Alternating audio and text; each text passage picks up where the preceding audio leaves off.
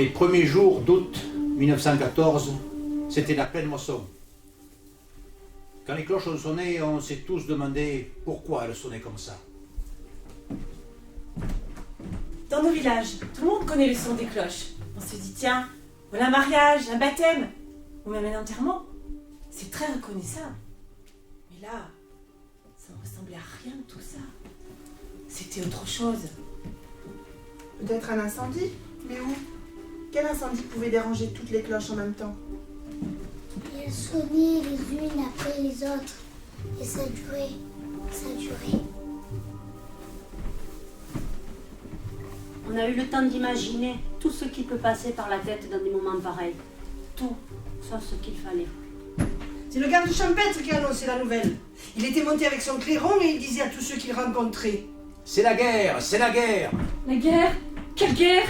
Ben la guerre. Mais avec qui? Ben la guerre contre les Allemands. Les Allemands nous ont déclaré la guerre. La guerre? La guerre? Le mot lui-même ne semblait pas réel. Il fallait qu'on se le répète entre nous, jusqu'à ce qu'on réalise ce que tout cela voulait dire. La guerre. La guerre? La guerre? La guerre? On se regardait les uns les autres, ahuris. On était tellement loin de tout ça. Il faut connaître le pays pour bien comprendre. Nous, on était dans l'herbe, au milieu des trousses, et on avait bien autre chose à faire que de chercher à quoi pouvait ressembler une guerre. Et ce n'est que le lendemain, ou le surlendemain, que la guerre a montré son vrai visage. Quand les ordres de mission et les feuilles de route arrivèrent dans les familles, les gens ont commencé à se rendre compte que la guerre était bien réelle. Chaque famille recevait sa feuille. La guerre, c'est d'abord ça. La séparation.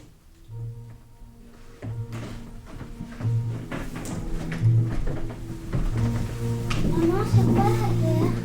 La guerre, c'est quand les gens se battent pour défendre leur territoire, leurs idées. Mais maman, tu me dis toujours que je n'ai pas le droit de me battre avec mon copain Jérôme. Et oui, car quand nous ne sommes pas d'accord, il vaut mieux utiliser la parole, plutôt que les coups. Et la guerre, c'est plus rien une bagarre. Ils ont des armes et tuent l'autre parce qu'ils ne sont pas d'accord. Et oui, mon fils.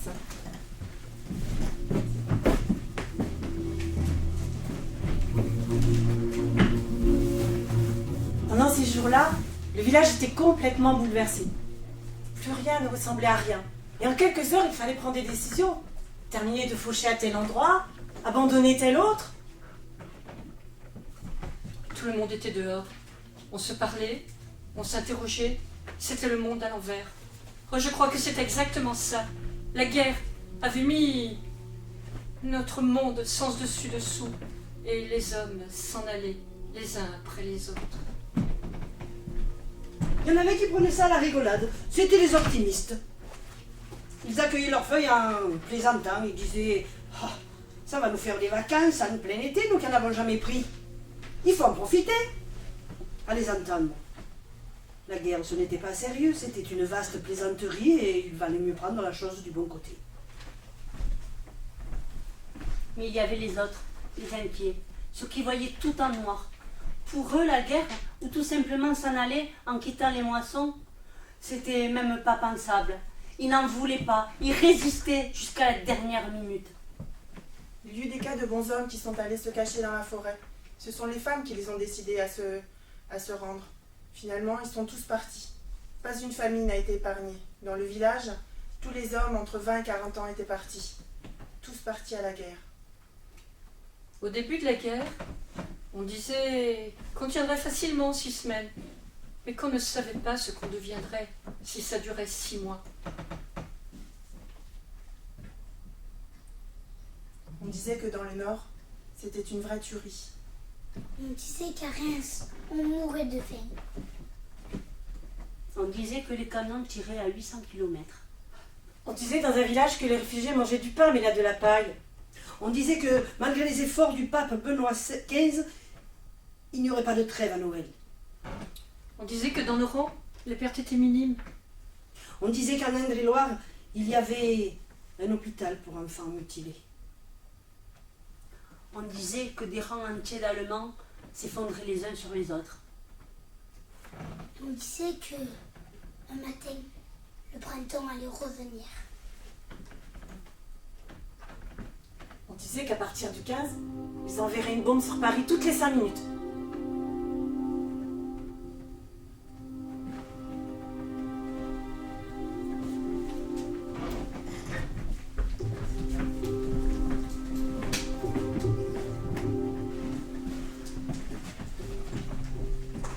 À partir de l'hiver 1916, notre frère Joseph fait une apparition.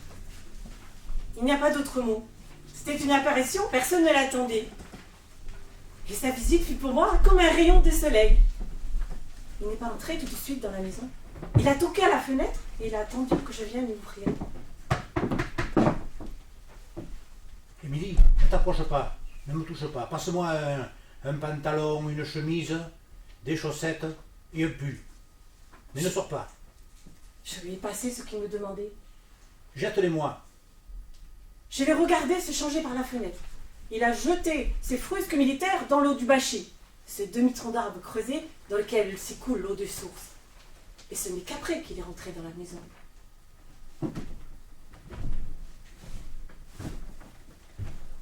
Émilie, je ne veux pas que tu y touches. Je m'en occuperai, moi, demain. Je ne veux pas qu'on ramasse des poux.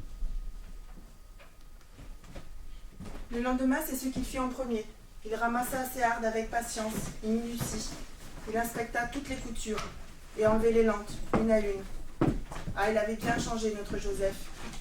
Il était plus sérieux et plus grave encore qu'auparavant. Un sérieux au fond duquel on pouvait lire de la tristesse. Il le dit à tante Émilie. C'était la guerre qui le poursuivait. Il ne suffisait pas de venir en permission pour l'oublier. On a beau faire la vie des tranchées et d'une vermine dont on ne se débarrasse pas si facilement que des lances et des poux. C'est lui qui m'a ouvert les yeux. Et pendant les quelques jours qu'il est resté à la maison, c'est avec moi qu'il parlait. Et bien sûr, il me parlait surtout de la guerre. Mais pour nous, les femmes, hormis le départ des hommes, cette guerre, c'était quelque chose d'abstrait. Mais lui, Joseph, il l'avait vécu de près, dans les tranchées, au quotidien. Et il en était revenu, plein de rancœur, d'amertume, désespéré et tellement triste. Émilie, tu vois tout ce que nous disait l'instituteur sur la patrie, sur la gloire. Ce n'était que baliverne et menterie. Il n'avait pas le droit de nous faire chanter flotte petit drapeau. Qu'est-ce que ça signifie? Tu peux me le dire? Non, je ne savais pas, je ne voyais pas. Émilie, si un jour tu fais la classe, il faudra dire la vérité aux enfants. Parce que c'est simple. Le type qui est en face de toi, dans la tranchée, il a certainement une charrue ou un instrument de travail qu'il attend chez lui. Et la guerre terminée, lui et moi, si on n'est pas mort, si on n'a pas complètement perdu notre dignité d'homme, il faudra qu'on se remette au boulot pour réparer les ruines laissées par la guerre. Parce que la guerre, ni lui ni moi, on y aura gagné quelque chose. Ce sont les capitalistes et les richards qui auront engrangé de bénéfices. Ce sont les militaires de carrière qui auront mis le galon et gagné d'avancement. Mais nous, on n'aura rien eu. Tu comprends? J'étais interdite par tant de mots, tant de rébellions. Je ne l'avais jamais vu comme ça. Lui qui était la douceur même. Tu comprends? Tante Émilie comprenait pourquoi il parlait comme ça. Il avait trop souffert. Ses mots exprimaient sa révolte contre l'injustice et la souffrance. Je fis un signe d'acquiescement. Mais au fond de moi-même, je ne crains qu'il tînt le même langage à notre père. Et lui, il ne l'aurait pas supporté. Avec son sens du devoir, son respect des lois, c'était toute sa vie. Joseph le savait, il me le dit aussi. Il n'avait pas l'intention de lui en parler. Me le dire à moi suffisait à le soulager. Tu comprends, Émilie? Et qu'est-ce qui va se passer quand ils vont décider que ça suffit? Les dindons, ça sera nous, ceux des tranchées, moi et l'autre en face, l'Allemand.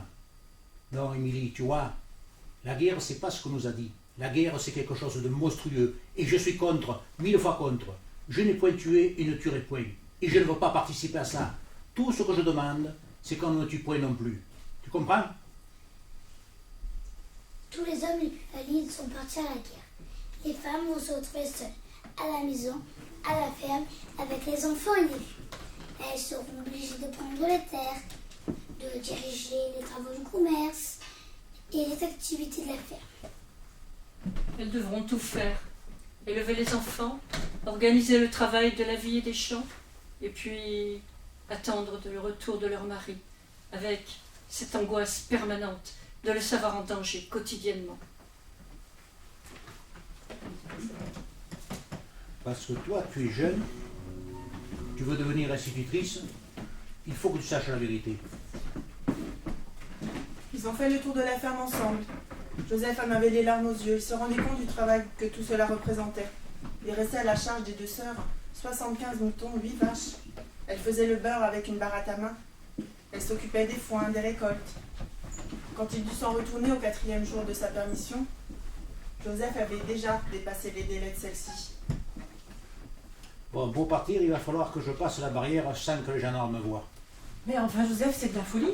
Tu te rends compte? S'il t'attrape, qu'est-ce qui va t'arriver? Quoi? Qu'est-ce que tu veux qu'il me fasse? Je viens de passer 45 jours dans les tranchées, sans me laver, sans dormir, sans presque rien manger. De la boue jusqu'à la ceinture, la vermine, la peur et le froid. Et les gradés au-dessus de nous, le pistolet chargé, qui nous guette. Qu'est-ce que tu veux qu'il m'arrive de plus? Qu'est-ce qu'il peut y avoir de pire que cet enfer-là? Non, tu vois, Émilie, en me fusillant, il me rendrait service. Rappelle-toi ça.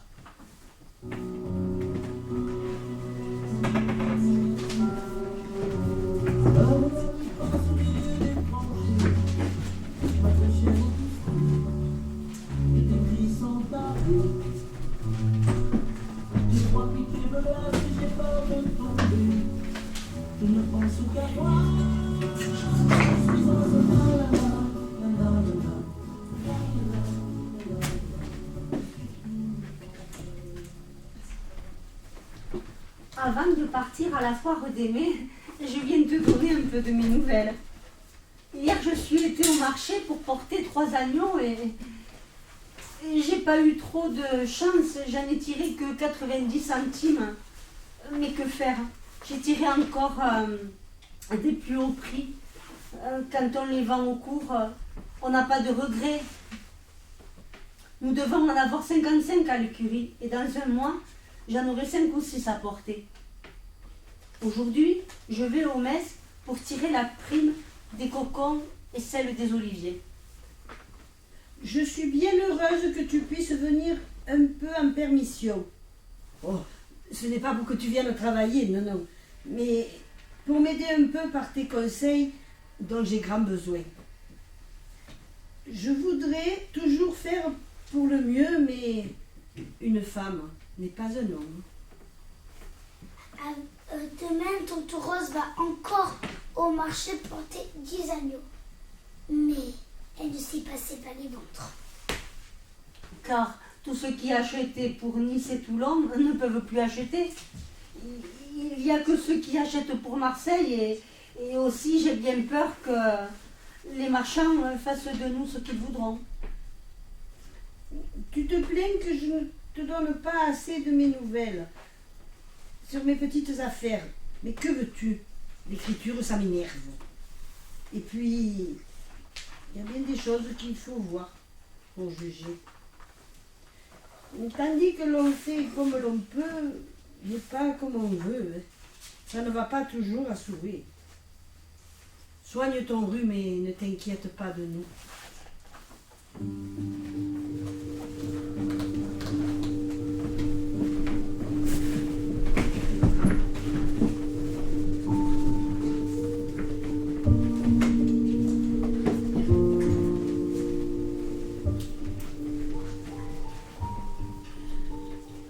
À Paris, le vécu est différent, mais la guerre laisse son empreinte profonde.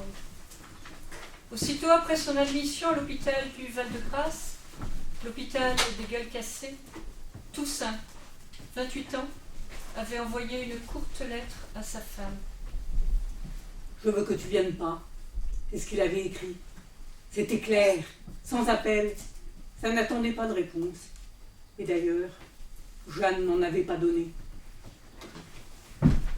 Depuis chaque mois, à date régulière, le blessé avait fait parvenir une carte sur laquelle il se contentait invariablement d'indiquer que sa santé était bonne. À la première lecture de cette lettre en janvier 1917, Jeanne s'était sentie troublée, déçue. Puis, prenant conscience de ce que les mots signifiaient véritablement, elle s'était sentie comme mordue par un chien énorme. Nul ne savait combien de temps pouvait durer une telle guérison. Et 9 mois s'étaient déjà écoulés depuis la dernière permission. Malgré tout, quelques heures après, elle s'était sentie soulagée. À la fois de le savoir vivant, au chaud, à l'abri, hors de danger, mais aussi peut-être allégée de ne pas avoir à se confronter à ça. Pas maintenant. Elle n'était pas prête.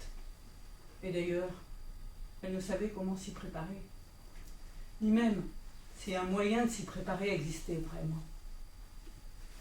Dans la boîte en fer, où elle rangeait son courrier depuis le début de la guerre, elle avait placé doucement, par-dessus la lettre officielle qui un mois plus tôt l'avait avertie, ces mots, qui depuis la tenaient à l'écart. Début de cette année-là, les conditions météorologiques étaient exceptionnellement rudes. Après l'arrivée de la lettre, le froid et la lutte de chaque jour avaient saisi le corps et l'esprit de Jeanne tout entière, jusqu'à ce que la température se radoucisse et que les heures retrouvent la lumière. Elle s'était échinée à dégoter du charbon ou du bois pour son poêle, et de quoi mettre à cuire sur le dessus. C'était alors la haute saison, celle des fleurs qu'en hiver on prépare pour les chapeaux et les toilettes d'été. Malgré la guerre, il y avait du travail. Et elle s'était jetée aussi là-dedans, plus que jamais. Son courroux avalait les selles de papier au plomb. Son chagrin lui crevait les yeux au milieu des nuits froides. Et puis enfin, courbattue, hébétée, elle pouvait se laisser tomber tout habillée à côté de sa petite fille, comme un cadavre délivré.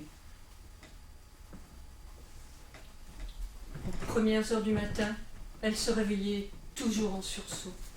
Il aurait fallu se lever, se remettre aussitôt à l'ouvrage, mais pendant des mois, les mots de Toussaint l'avaient assailli. Les mots étaient noirs. Je veux que tu viennes pas. La singularité de la formulation finissait par tant l'intriguer que Jeanne cherchait à y lire ce qui n'était pas écrit. Pourquoi n'avait-il pas rajouté, comme il le faisait si souvent, « Ma petite chérie » ? Pourquoi n'avait-il pas écrit « Je veux pas que tu viennes pour l'instant » ? Ou bien « Le médecin préfère attendre pour la visite » ? Ou bien « Il faut être patiente » ? Ou au pire « Je voudrais pas que tu viennes » ? Je veux que tu viennes pas. Elle ne cessait de se torturer avec cette phrase. Y avait-il un sens caché dans la vie ? Et comment faisait ce mot « pas » pour lui sauter de la sorte au visage avec une telle puissance ? Et de tous les mots réunis dans la boîte en fer, ne lui revenaient que ceux-là, les derniers. Il y en avait pourtant tant d'autres, empilés dans l'ombre à l'odeur de rouille. Il ne disait rien, en vérité, les autres mots, ne racontaient rien, mais ils étaient là. Il disait « Je t'écris. Je t'écris pour te donner de mes nouvelles. » Il n'en donnait jamais vraiment. Les mots avaient bien reçu le colis avec les chaussettes, le tricot, le pâté. Les mots étaient en bonne santé et ils espéraient que Jeanne et Léonie l'étaient aussi. Les mots cherchaient les ressouvenances de la vie d'avant. Une ou deux fois, les mots avaient passé 3 jours couchés dans un trou de but. Ils avaient veillé sous la pluie, sous la neige. Ils avaient traîné des sacs à terre toute la nuit. Les mots avaient passé leur peau entière au grésil à cause des poux. Increvables, ces poux. Les mots pensaient que Léonie avait bien grandi, bien changé, qu'elle avait dû commencer à marcher, à parler. Il ne livrait aucune vérité de la vie, de la vérité de la vie sur le front. Et s'il dissimulait les cauchemars, ce n'était pas seulement à cause des censures, de la censure qui proscrivait toute critique, toute parole alarmante. Les mots donnaient simplement à lire ce qui, à l'arrière, pouvait être supporté. Elle les guettait avec tant d'impatience, car les mots disaient ce que pour finir, ils étaient tous les deux. Elle vivante et lui vivant, entremêlés de leurs pensées. Et quand la carte s'accompagnait de fleurs séchées, avant de lire, Joanne s'immobilisait de longues minutes. Elle les effleurait du doigt, comme elle aurait touché, caressé sa peau à lui, sa bouche. Avec tant de bonne volonté, elle lui renvoyait alors par écrit ses propres mensonges, dissimulant la peine, la solitude, le manque d'argent, les intarissables assemblages de lilas, jasmin, chèvrefeuille ou rose-noisette, jusqu'à tomber d'épuisement, parce que l'entrepreneuse, elle en voulait toujours davantage et pour de moins en moins de salaire. Elle passait sous silence ses mains raides, à force de froidure, de mouvements répétés. Les queues interminables pour des pommes de terre ou une pauvre côtelette dont le prix avait triplé. Les visites répétées à la mairie du 20e, aux œuvres sociales. Les misères que lui faisait la concierge, les menaces du propriétaire, la toux et la varicelle de Léonie, le charbon qui manquait, et la fièvre immense qui les avait tenus des jours durant. Et elle cachait surtout ce qu'elle désirait qu'il lise entre les lignes, le désir têtu qu'elle avait dû. Mais les derniers mots étaient bien différents. Ils étaient des marques, ils étaient des griffes dont elle portait la marque au cou. Imaginez forcer son mari, aller lui adresser à voix haute, bien en face. Oserait-il encore lui dire qu'il voulait qu'elle ne vienne pas? Et puis, dans sa tête, l'image se brouillait. À quoi ressemblait-il tout ça à présent? Lorsqu'au mois d'avril précédent, il était rentré pour une deuxième permission, déjà il était changé. Ce qu'il avait vécu là-bas, il ne savait lui livrer. Ce qu'il voyait d'ici, les embusqués, la vie malgré tout tranquille, à l'arrière. Et puis, le décalage entre son expérience du front et ce qu'en disait le journal, tout cela le laissait assommer.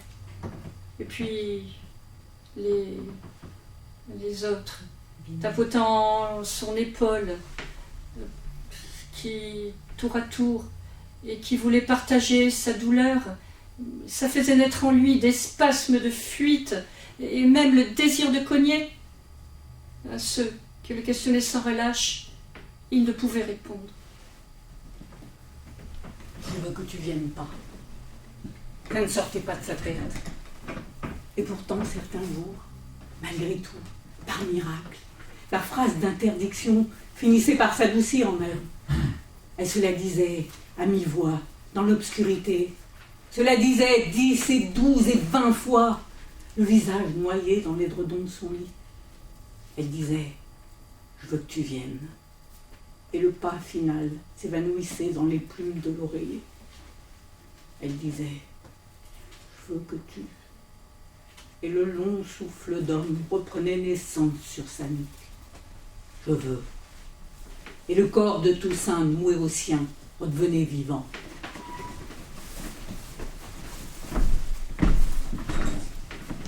À la campagne, avant de s'en aller, Joseph avait appris à Émilie à labourer. Le plus dur n'étant pas de se débrouiller avec un mulet ou un attelage de vaches que de tenir le manche de la charrue.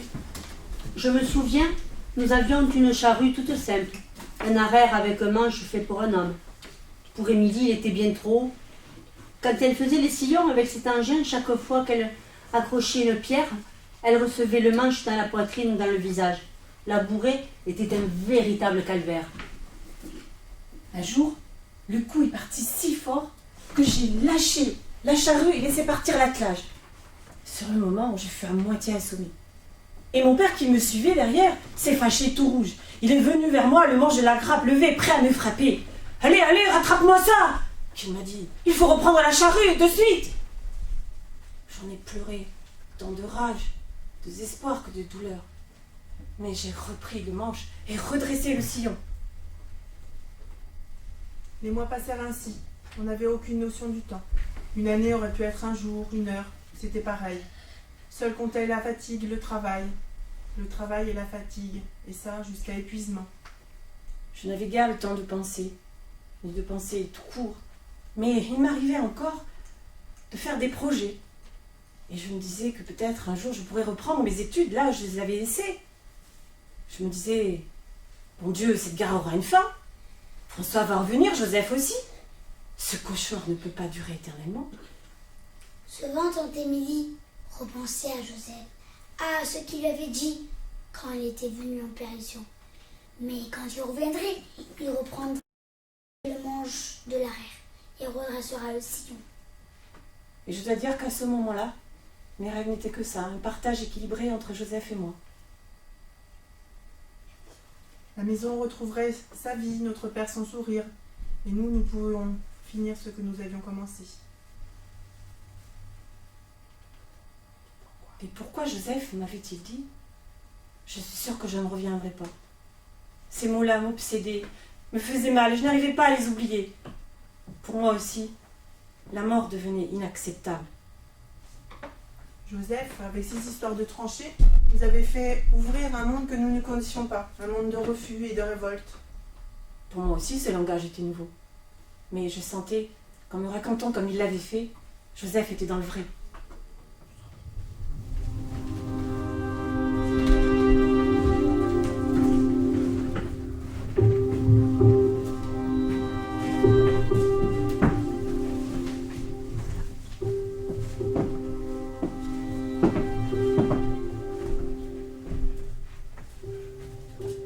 On dit que la grippe espagnole finira par faucher ta jeunesse. On disait que nos chimistes avaient trouvé des choses effroyables pour en finir avec les Boches. On dit que place du Panthéon, on fait pousser des haricots, des carottes. On dit que le pâté est acide qui fait sourire le bouillon dans lequel on le trompe. On dit que les minucélettes ont gagné des fortunes dans nos usines. On dit que si ça continue, le kilo de beefsteak va dépasser les 7 francs. On dit que il ne s'arrêtera jamais de pleuvoir. On dit qu'ils ont fait tomber des avions, des bonbons fourrés au typhus et au choléra. On dit que bientôt les pommes de terre ont disparu.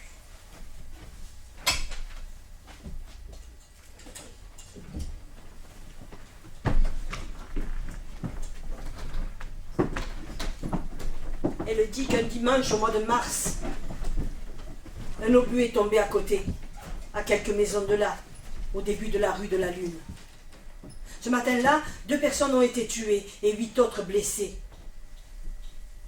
Elle n'en connaissait aucune, mais elle a gardé dans son ventre et pendant des mois le bruit de l'explosion en elle. La détonation habitait en elle, remuait, était d'os et de dents, de souffle immense. Elle ouvrait des trous aussi grands que celui qu'elle avait vu sur la façade entre le 4e et le 5e étage de l'immeuble. Ensuite, à chaque bombe nouvelle lointaine et même à chaque bruit un peu fort, elle explosait à l'intérieur. Dans la cave où elle finissait par se réfugier avec les autres de la maisonnée, elle essayait de rassurer sa petite. Elle lui expliquait qu'elle ne risquait rien. Elles étaient à l'abri toutes les deux. Il ne leur arriverait rien. D'une certaine façon, elle ne mentait pas. Elle le pensait vraiment.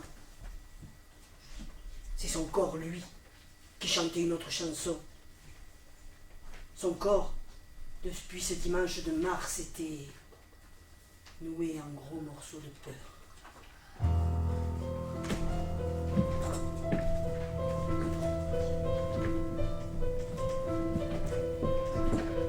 « 1916-1917. La guerre s'éternisait. On y avait vu 3 grandes étapes dans cette guerre-là. Tout d'abord, le départ des hommes. Ensuite, un grand vide. Et enfin, le retour. Mais ne vous leurrez pas. Souvent, beaucoup sont revenus les pieds devant. Et on avait appris à leur donner un nouveau nom. Les morts au champ d'honneur. Joli nom en vérité. Revenez avec leur belle décoration. Mais ils n'en avaient plus rien à faire. Ils étaient morts dans la fleur de l'âge, sans espoir de retour.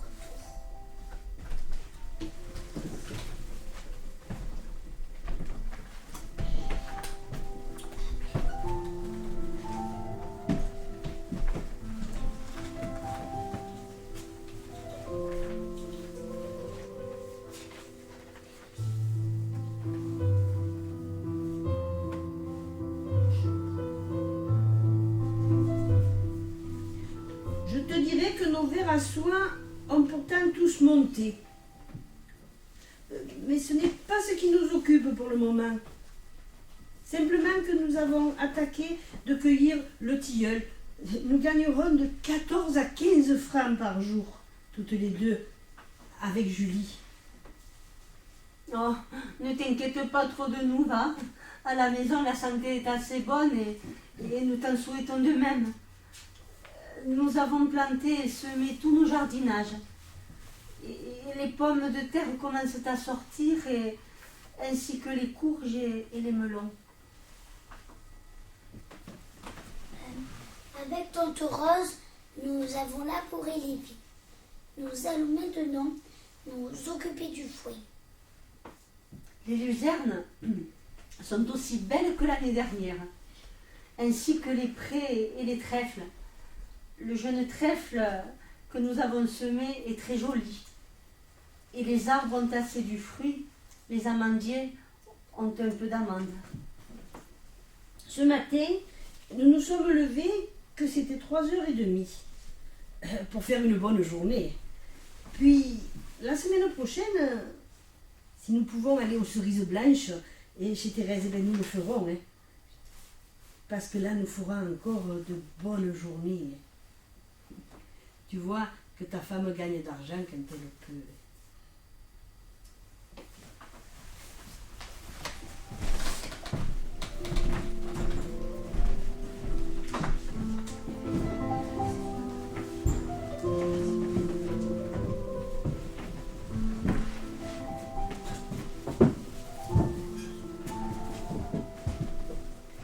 Jeanne est songeuse. Le bandeau blanc qui masque le visage de son mari aspire toute la lumière. Elle se souvient de l'autre qu'il était. Celui qui, au Phénix au cinéma, où ils allaient de temps en temps avant la guerre, savait autour d'elle apprivoiser l'obscurité. Elle se le disait à chaque fois, son ardeur, sa bouche dans l'ombre. On ne pouvait trouver plus beau que la bouche de Toussaint. Et pourtant maintenant, Jeanne voit bien que cet homme-là, sur son édredon, il n'a rien d'un héros. Jeanne voit bien que cet homme, dans son fauteuil, il est encore couvert de boue, de poudre, de froid, de bruit, de colique et de peur. La guerre a creusé et creuse encore en lui. Il est un creux immense. Et Jeanne se demande s'ils arriveront à le combler, s'il y a eux deux, ils en seront capables. Elle pense au grand gâchis des hommes, au mari de sa sœur aînée, père de 4 garçons, abattu aux premières semaines de combat, à son frère, né 1 an après elle. Il demeurait 1 an à la ferme avec ses parents, raillés, réformés, recroquevillés. Elle pense aux boiteux, aux manchots, aux disparus, aux fusillés pour l'exemple dont elle a entendu les histoires, aux gazés, à ceux tout autour qui sont tombés fous, aux morts, à tous les morts. Jeanne se demande s'ils seront nombreux, qui, comme Toussaint, ne pourront dire ce qu'ils ont traversé de violence parce que leur visage, leur bouche, leur langue n'est plus qu'un magma de sang et de chair broyée. Elle se demande s'ils seront nombreux à ne pouvoir dire, tant l'horreur n'a pas de mots.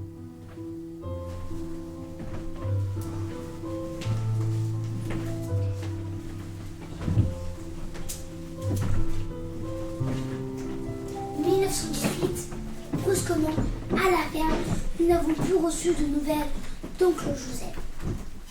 Jusqu'à là, il nous écrivait régulièrement, au moins une lettre par semaine, plus de nouvelles de lui. Les mois passèrent ainsi. Nous supposâmes tout, y compris le pire. Normalement, les familles recevaient une lettre, un mot, quand il y avait un mort, un blessé. Il restait donc un espoir. Et 5 ou 6 mois plus tard, alors que nous doutions de tout, au point que nous ne prononcions même plus le nom de Joseph, le facteur nous apporta une lettre. Et sur le moment, j'ai reconnu l'écriture sur l'enveloppe, mais je fus incapable de la prendre, ni même de l'ouvrir, tant j'avais l'impression de voir l'écriture d'un revenant. Très chers parents, voilà 5 mois que je suis prisonnier des Allemands. Cela fait la 5e lettre que je vous écris, mais je n'ai pas eu de réponse de vous. Je me sens abandonné de tous, mais surtout je souffre tellement de la faim que vous n'avez pas idée de ce qu'est cette souffrance. Aussi je vous demande de m'envoyer des colis, autant que c'est possible. Sinon nous allons tous mourir de faim. Cette lettre était inespérée. Joseph était vivant, mais elle était tellement triste. Nous en fûmes tous bouleversés. À partir de ce jour-là, nous lui fîmes 2 colis par semaine. Un petit qu'on envoyait par la poste et un plus conséquent qu'on envoyait par les chemins de fer. Il était bien naïf de notre part de penser qu'ils arriveraient tous en entier. Les Allemands, qui avaient besoin de tout, raflaient tout au passage. Très chère Émilie, tu sais, de tes colis, je reçois l'enveloppe vide. Avec le doigt que je mouille avec ma salive, je ramasse les quelques miettes qui restent dans la couture du tissu. Je renifle aussi pour sentir l'odeur des bonnes choses que tu y as mises. C'est tout ce qu'il me laisse, mais je t'en supplie, continue de m'en envoyer. Si par bonheur il pouvait m'en arriver un intact, quelle fête ce serait. Nous souffrons tellement de la faim. D'autres fois, ces lettres devenaient plus dures, plus cyniques. Si vous me voyez tel que je suis en ce moment, vous ne me reconnaîtrez pas. Je suis maigre, je dois être plus léger qu'un sac de plumes. Je me dis que si je passais par le village quand il vente, le vent m'emporterait comme un oiseau. Avez-vous des cochons cette année? Je pense souvent à eux et au bonheur qu'ils ont de manger à leur faim. J'aimerais être des leurs quand papa leur apporte leur mixture. Ces lettres nous faisaient mal, mais Joseph était vivant.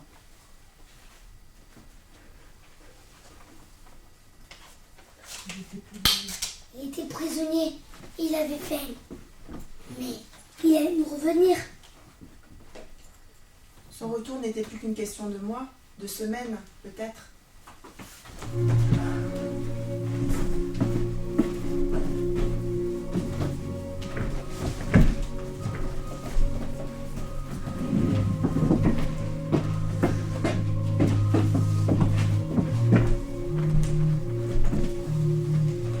Puis, ce fut l'été 1918. La fin de la guerre approchait, cela se sentait. Les hommes revenaient pour ne plus repartir. François nous avait annoncé son retour. On disait les Allemands au bout du rouleau, les Alliés victorieux sur tous les fronts et l'armistice imminent. 12 novembre 1918. Mon bon et cher Léo. Enfin, nous les avons. Oh, quel poids de moins sur nos cœurs. Depuis 4 ans passés, que d'angoisse, que d'alternatives, de doutes et d'espérance. Je suis dans un état difficile à te dépeindre, mon cher fils. Je suis tellement émotionnée que tout me fait pleurer.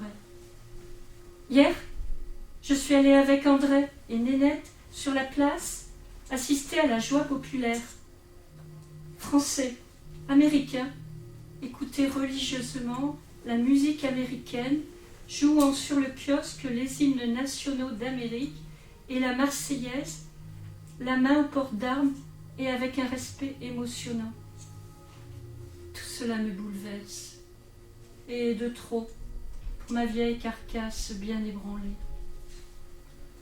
Dans un moment, on passe une revue d'Américains massés sur la place et leur musique au milieu d'eux. André vient de m'envoyer sa gardienne pour que j'y assiste. J'ai refusé. Cela me trouble trop. Nous attendons avec impatience le 13 ou le 14 pour savoir que ces derniers jours de combat n'auront pas été meurtriers pour notre Paul. Sa dernière lettre date du 15, mais il peut aller jusqu'au 11. Et comme le courrier met 4 ou 5 jours à venir, nous sommes très anxieuses. Et encore, je ne peux que remonter ta fille, car son lait se ressent de son tourment, et Nénette, qui est déjà tourmentée par le travail de la dentition, n'a pas besoin de ce surcroît de bouleversement. J'avais reçu 2 lettres d'Albert, me confirmant mes espérances. Dans sa dernière, reçue dimanche matin, il venait de causer avec M. Clémenceau, le grand Français, et la signature ne faisait pas un doute. Dis donc, mon bon ami, quel bel prétoire, comme tout a été bien mené depuis plus de 2 mois. Tout est accepté, et pourtant, les conditions sont formidables. Quel châtiment pour cet ignoble Kaiser qui fuit découronné vers la Hollande et laissant son empire en révolution démocratique.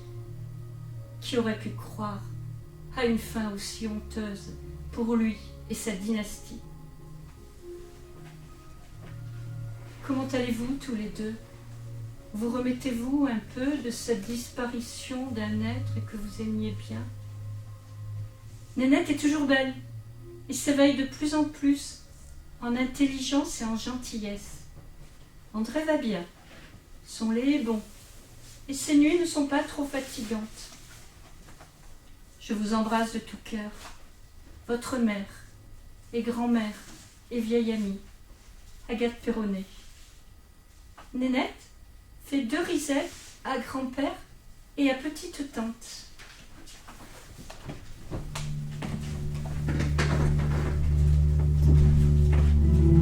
Partout dans les villages, les hommes revenaient dans leur foyer. Seul oncle Joseph se faisait attendre. Plus de nouvelles de lui. Émilie était à Paris, où elle était partie enseigner chez les sœurs, comme institutrice. C'est elle qui tentait de nous rassurer en nous écrivant. Tant que la guerre n'est pas finie, c'est normal. Mais dès que l'armistice sera signé, Joseph sera libéré. Et comme il se trouve en zone ennemie, très certainement que ses lettres ont du mal à passer les lignes. Ces phrases-là entretenaient l'espoir. Et je dois dire qu'à ce moment-là, nous ne doutions pas de son retour. Pourtant, lorsque les cloches sonnèrent à Paris pour annoncer la fin de la guerre et la victoire, cela me fut difficile d'être heureuse, tant l'absence et le silence de Joseph m'inquiétaient. Je me disais, mais pourquoi il n'écrit pas? Pourquoi les autres reviennent et lui pas? Pourquoi? Paris était en fête. L'institution où Émilie travaillait participa elle aussi à cette explosion de joie. Toutes ces demoiselles étaient atteintes par le virus patriotique. Et pendant 24 heures, la discipline du pensionnat vola en éclats. Mademoiselle Allée, il faut nous préparer. Demain, nous sortons. Nous allons voir les défilés et applaudir nos poilus. Je ne veux ni malade ni exemption. Il a bien fallu que j'y aille, j'étais payée pour ça. Alors j'ai emmené mes filles dans les rues de Paris fêter la victoire. Dehors, c'était du délire. Il y avait une foule à faire tourner la tête. À chaque carrefour, sur chaque place, de la musique, des attroupements. On dansait, on s'embrassait. Militaires et civils mêlés. Et ce fut une véritable explosion de joie collective, avec son cortège de rires, de cris, de guirlandes, de défilés de soldats. Et moi, au milieu de tout ça, j'étais paralysée. Je souffrais le martyre. C'était impossible d'être heureuse. J'aurais tant aimé, moi aussi, crier, embrasser ces soldats, les serrer dans mes bras. Mais le souvenir de Joseph m'empêchait d'être heureuse. C'était plus fort que moi, c'était irraisonné. Je n'y pouvais rien et ça se voyait à ma tête. Allons, mademoiselle, allez, ne faites pas cette tête-là. Faites comme tout le monde, amusez-vous. Il va revenir, votre frère. Dès le lendemain, j'ai pris une décision. Cette situation ne pouvait pas continuer. Qu'est-ce que je pouvais faire? Mais n'importe quoi, plutôt que de rester passivement résigné, comme l'était notre père. On la conseilla tant bien que mal. Certains lui dirent de faire des démarches, que le retard était dû à la pagaille générale. D'autres, au contraire, lui dirent d'attendre un petit peu. Je n'ai pas hésité longtemps. J'ai pris mon courage à deux mains et j'y suis allée. C'était un jeudi. Ce fut tout un apprentissage. Les longues files d'attente, les formulaires à remplir, l'indifférence des employés au guichet me fait découvrir une administration lourde, passive et bien inhumaine à des égards.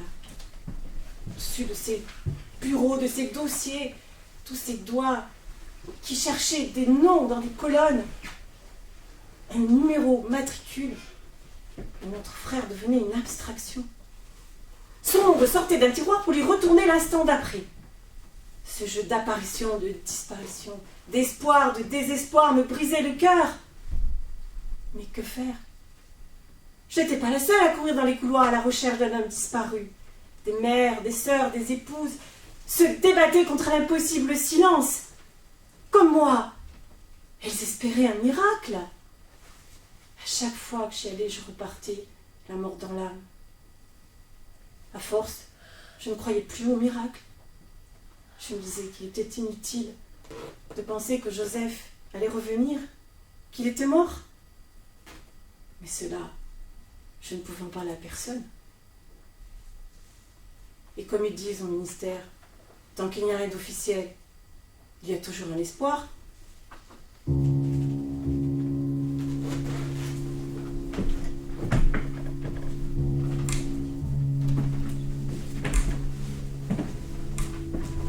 C'est seulement au mois de juin que nous apprîmes la nouvelle.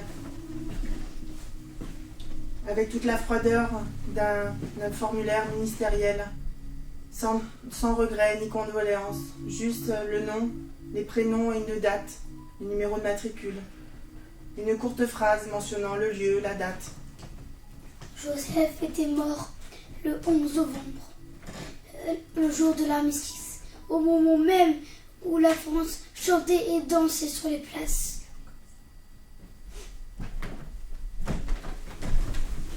Je voulais en savoir plus. Et malgré ma douleur, je suis retournée au ministère une dernière fois.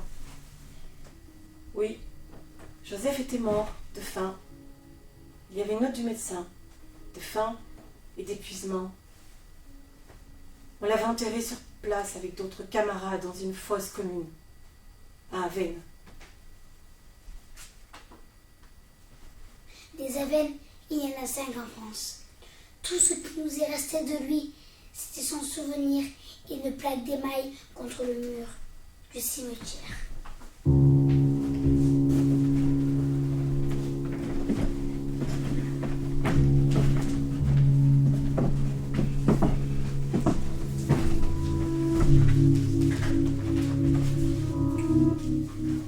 Moi, X, je ne peux pas oublier la guerre. Je le voudrais, je passe parfois 2, 3 jours sans y penser, puis brusquement je la sens, je l'entends, je la vois.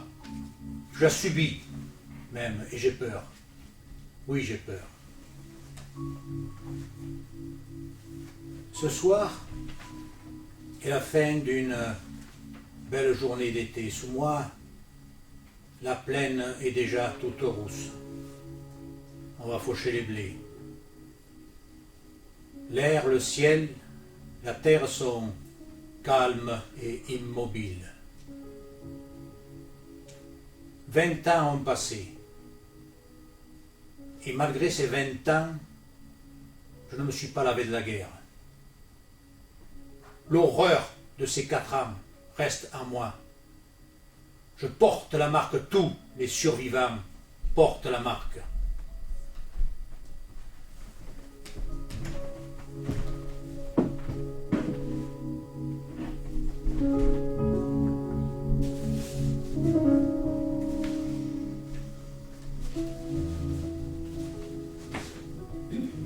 J'ai été soldat de 2e classe dans l'infanterie pendant 4 ans dans les régiments de montagnards avec Victor qui était mon capitaine où nous sommes passés par des épreuves. Nous sommes les derniers survivants de la 6e compagnie. Nous avons fait les épargnes, Verdun-Vaux, Noyon, Saint-Quentin, le chemin des Dames, l'attaque de Pinon, Chevrignon, le Kemmel. La 6e compagnie a été remplie 100 fois et 100 fois d'hommes. La 6e compagnie était un petit récipient de la 27e division, comme un boisseau à blé. Quand le boisseau était vide d'hommes, enfin, quand il n'en restait que quelques-uns, au fond, on le remplissait à nouveau. Et ainsi, la 6e compagnie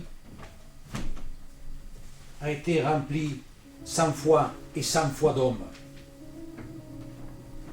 Et 100 fois, on est allé vider sous la meule.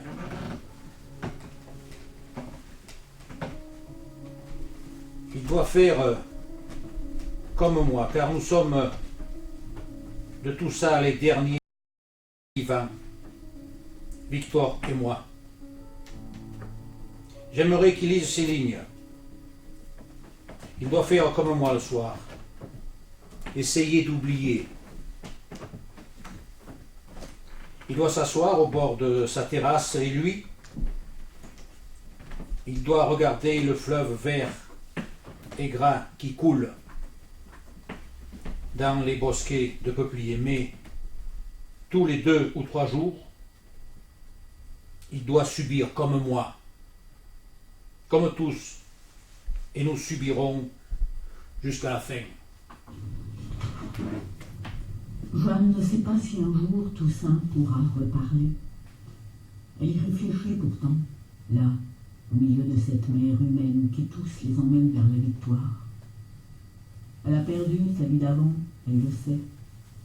Il faudra pourtant trouver un moyen, puisqu'elle veut cet homme-là. Elle ferme les yeux. Elle voit des images. Elle se glisse, ancre son menton sous l'os de la pauvre mâchoire. Et de larynx à larynx, lui, Toussaint, lui, sa voix, traverse les épidermes. Jeanne offrira sa chair, sa voix, et toute la foi qu'elle a gardée, pour que cet homme sache revenir. Elle, Jeanne, elle, la chambre des fous. Ils seront 2 grands oiseaux doux aux gorges tressées. Les sons, les mots viendront peut-être. Pour commencer, ils iront se dire par la peau.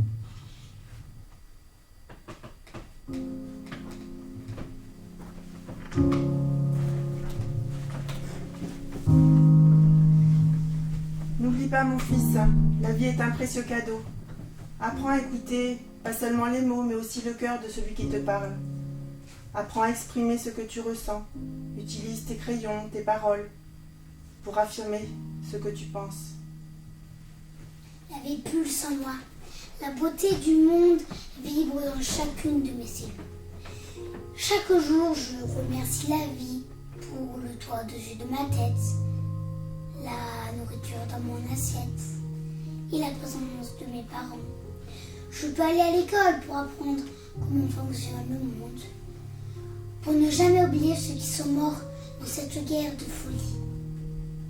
J'apprends à construire un monde où chacun a sa place, où personne n'est oublié, mis de côté. Au lieu de détruire, j'apprends à construire.